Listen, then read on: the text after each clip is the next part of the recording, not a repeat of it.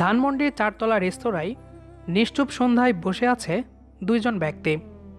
একজনের চোখে বিস্ময় তো অন্যজনের মুখে চাপা কষ্ট। মৃদুলার এহেম কথায় যে কেউ অবাক হবে। যেই মানুষটাকে এতটা ভালোবাসে তাকেই ডিভোর্স দিতে চাচ্ছে। আমি তানভীরকে ডিভোর্স দিতে চাই। বিস্ময় নিয়ে পিয়াস প্রশ্ন করল, তুমি সত্যি তানভীরকে ডিভোর্স দিবে?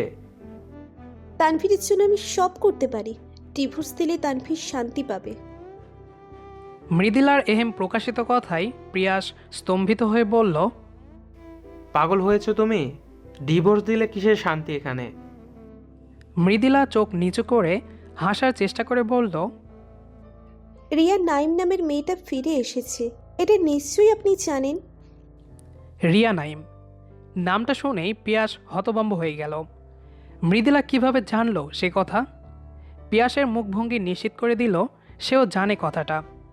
বেশ বিস্ময় নিয়ে বলল, কিন্তু তার সাথে তানভীরকে ছেড়ে দেওয়ার কি সম্পর্ক?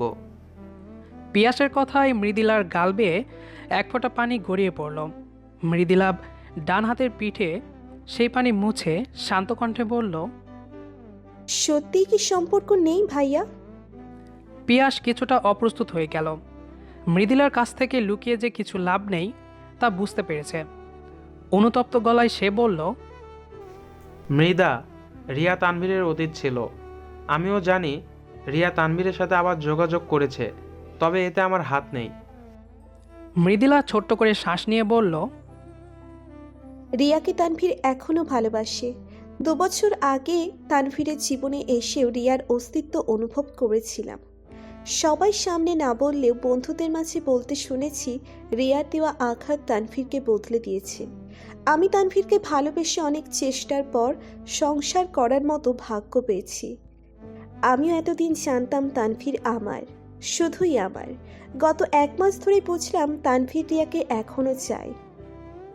পিয়াস স্পষ্ট মৃদুলার চোখে মুখে ভেঙে চুরমার হওয়ার আভাস দেখছে। কোথাও যেন পিয়াসের বড্ড মায়া হচ্ছে মৃদুলার জন্য।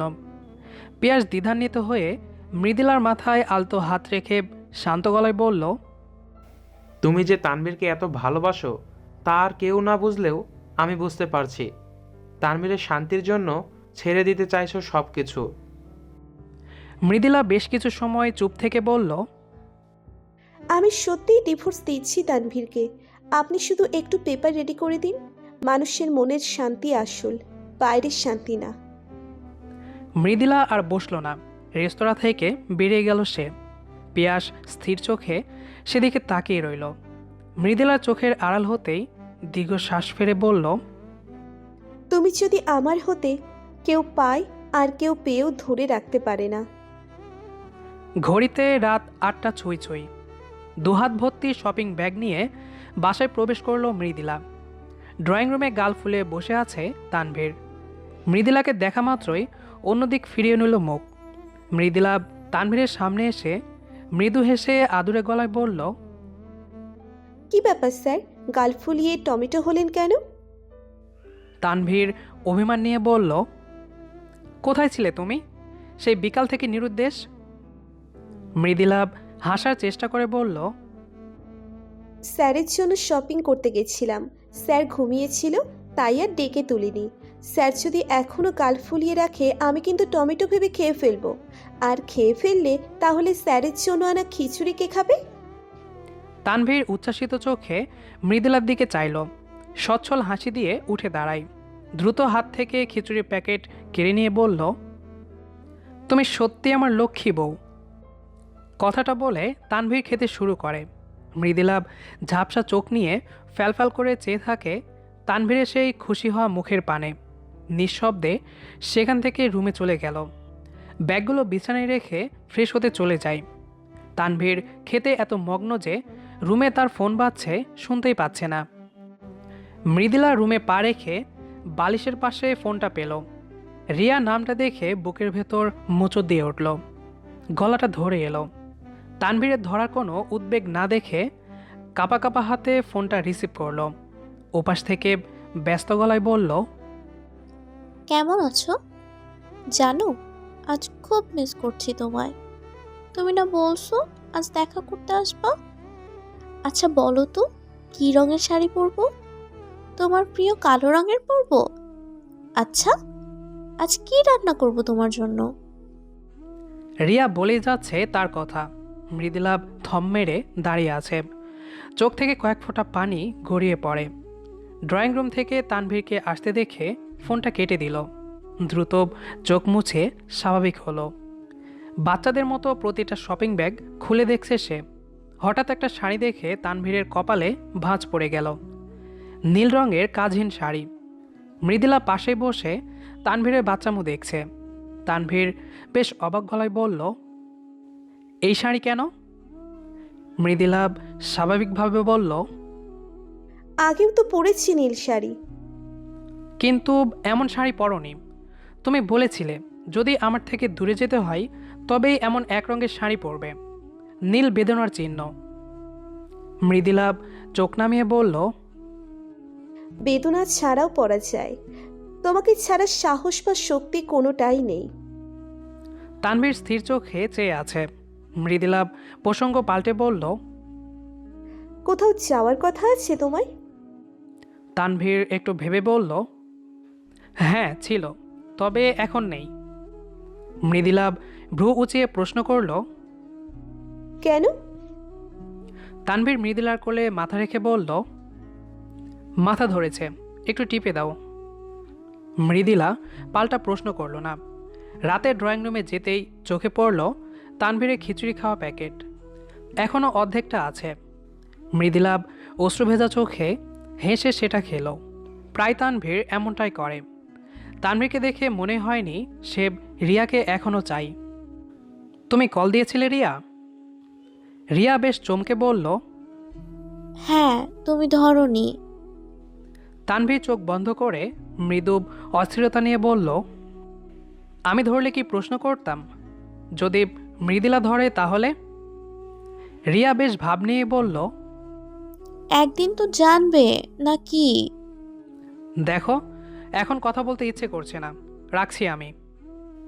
তানভীর ফোনটা রেখে দীর্ঘশ্বাস ফেলল। দ্বিধান্বিত কণ্ঠে বিড়বিড় করে বলল, মৃদুলা ধরলে অবশ্যই আমাকে কিছু বলতো। মৃদুলা জীবনেও আমাকে অন্যের সাথে দেখতে পারবে না। উফ, কি করে সামলাবো দুজনকে? কি হয়েছে? মৃদুলার কণ্ঠে পেছন ফিরে তাকালো তানভীর। অপ্রস্তুত হেসে বলল, তুমি এখানে? মৃদুলা ঘুমু কণ্ঠে বলল, তোমাকে রুমে না পেয়ে বারান্দায় এলাম, কিন্তু তুমি কি করছো? তানভীর স্বাভাবিক হওয়ার চেষ্টা করে বলল, ঘুমটা ছুটে গেছিল তাই এলাম। মৃদুলা জানে তানভীর কি করছিল, তবুও হেসে বিষয়টা উড়িয়ে দিল। সেদিনের মতো সব ঠিক হলো। মাঝে কেটে যায় এক সপ্তাহ। মৃদুলা জানে এই এক সপ্তাহ পরই ডিভোর্স পেপার আসবে। এই কয়টা দিন তানভীরকে নিজ হাতে খাইয়ে দিয়েছে। প্রতিটা রাতে তানভীরকে নিজের রুমে রেখেছে। ছোট থেকে ছোট বিষয়গুলো যত্ন করেছে। হুটহাট করে রিয়ার সাথে দেখা করতে যেত। প্রতিবারই মৃদুলা তানভীরের গায়ে শার্ট জড়াতে জড়াতে অদ্ভুত মায়াবী কণ্ঠে বলতো, যেখানেই যাও হাসি মুখে ফিরে এসো, যার কাছেই যাও খুশিতে রেখো। তানভীর এই কথার অর্থ চেয়েও খুঁজে পায়নি। মৃদুলার প্রতি তার মায়া আছে, হয়তো ভালোবাসাও আছে প্রচুর। তবে রিয়া কি? বিকেলে রিয়ার কল পেয়েই তানভীর রেডি হয় যাওয়ার জন্য। মৃদুলা শার্টের বোতামে হাত বুলিয়ে শক্ত করে জড়িয়ে ধরে বলল, আজ একটু জলদি এসো, সারপ্রাইজ আছে স্যার। তানভীর মৃদুলার কপালে চুমু দিয়ে বলল, আচ্ছা ম্যাডাম। ছাদে বেলুন গোলাপের পাপড়ি দিয়ে সজ্জিত করেছে মৃদুলা। সাথে আছে একটা কেক, তানভীরের সবচেয়ে প্রিয় চকলেট কেক। আজ মৃদুলা সেদিনের আনা নীল শাড়িটা পরেছে, সেজেছে নিজের মতো করে। রাতের প্রহর 12টা। দরজায় বেল বাজতেই দ্রুত ছুটে গেল সে। অন্ধকার বাসায় দু চোখে হাত রেখে ছাদে আনলো তানভীরকে। দুহাত চোখ থেকে সরাতেই তানভীর চারপাশে তাকালো। অবাক চোখে সব দেখছে। চোখের সামনে কেক এনে মৃদুলা আদুরে কণ্ঠে বলল, হ্যাপি বার্থডে মেরি জান। তানভীর হতবাক হয়ে বলল, ওহ মাই গড, আমি ভুলেই গেছিলাম। Thank you Mrida.